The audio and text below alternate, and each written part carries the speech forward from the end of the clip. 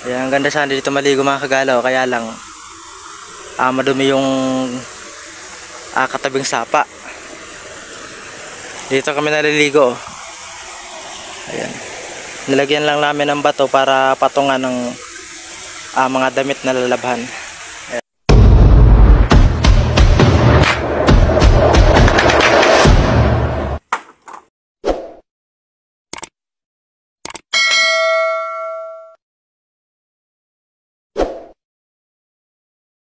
So yun, magandang hapon mga kagala. Ayan, ingat po tayong lahat, lalo na ngayong sobrang init.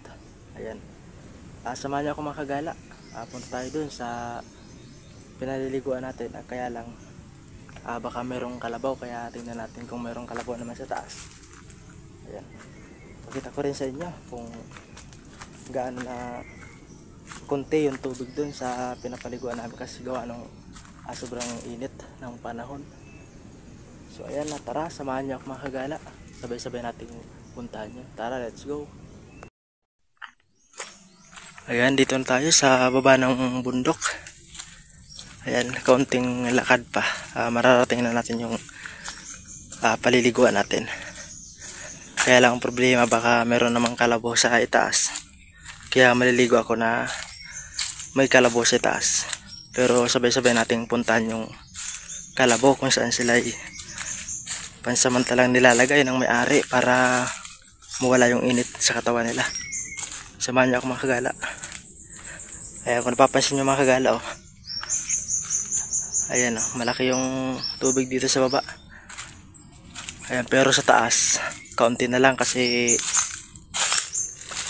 huhubasan na.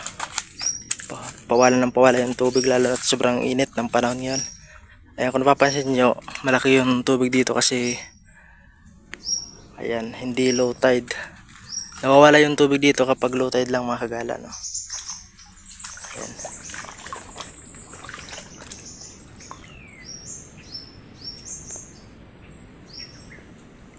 Kung pwede lang sana dito na maligo. Kaya lang madumi yung baba ng paliguan natin.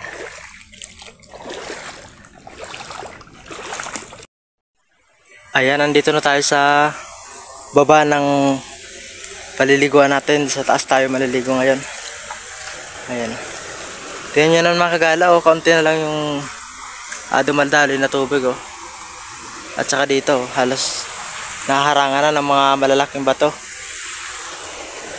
Ayan, ang ganda sana dito maligo mga kagala, kaya lang madumi yung katabing sapa. Kaya sa taas tayo maliligo. Puntahan lang natin yung pinakataas para tingnan kung mayroong kalabaw na nakalublob sa tubig. Kasi kapag kami naliligo dito, palaging may kalabaw sa taas. Hindi lang namin malaman kung kanino yung kalabaw. Kaya wala kayong magagawa kundi maligo ng may kalabaw sa taas. Ayan. Buti walang tao mga yan mga kagala. Ayan, ayan. Kung ito lang sana mga kagala ang tubig na papunta dun sa baba, malinis. Kaya lang itong kabilang agos talagang madumi yan kasi yung taas daw nyan, pinakadulo, merong babuyan. Yung dumi ng baboy dito na pupunta sa baba, kaya talagang madumi. Pero dito malinis sa parting to. Ayan. Ayan, lumalinaw siya. Dito kami naglalaba. Ayan. Punta lang tayo dun sa pinakataas nito para makita natin yung kalabaw na sinasabing palaging andoon kapag ganitong oras. Ayan, tingnan natin, baka andoon. Ayan. Ayan. Dito kami naliligo. Ayan. Nilagyan lang namin ng bato para patungan ng mga damit na lalabhan. Ayan. Ayan. Punta tayo sa pinakataas para makita natin yung sabing may kalabaw kapag ganitong oras. Pero kapag wala, mas mabuti makakaligo tayo ng walang pag-aalinlangan na madumi yung tubig. Ayan, mahirap lang dumaan dito sa parting to kasi napakakipot ng daanan. Ayan, oh.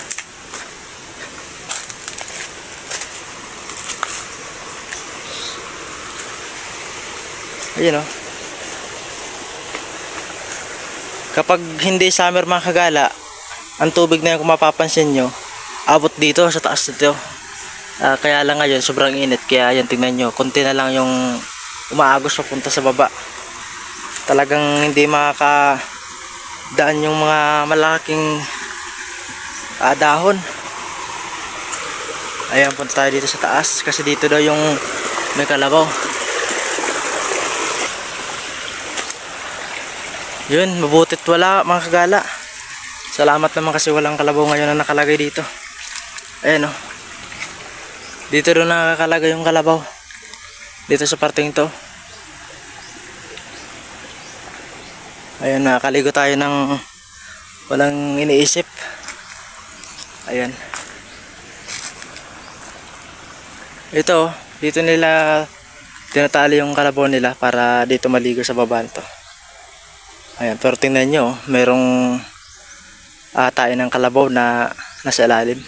Ayan, ayun yung agos papunta naman doon sa baba kung saan naliligo mga tao. Ayan, ito yung mga inapakan nila.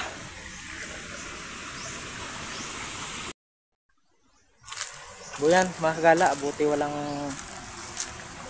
nakatoka ngayon dito magpa tubog kung tawagin dito sa amin ng kalabaw. Ayan, kaya wala tayong isipin na madumi yung kaligo natin. Pero yan, may mga may mga dumi ng kalabaw na talagang nagkalat talaga sa parte ng sapa. Ayun, dun sila tinatali at saka dun sila umiinom sa parte nyo na malinis. Ito na, papunta dun sa baba kung saan tayo maliligo mamaya dun.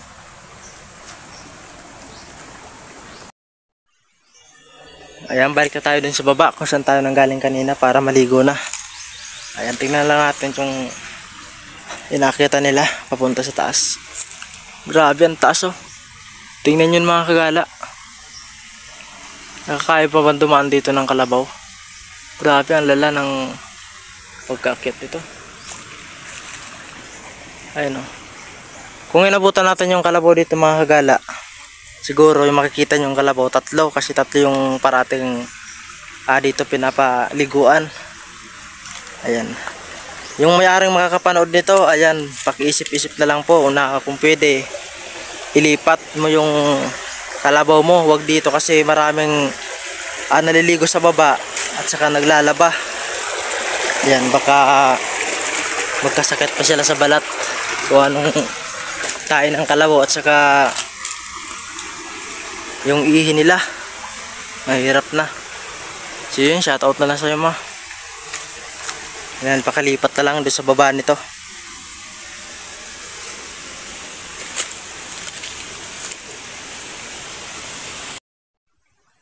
Yun mga kala, sayang hindi natin inabutan yung kalabaw ngayong araw.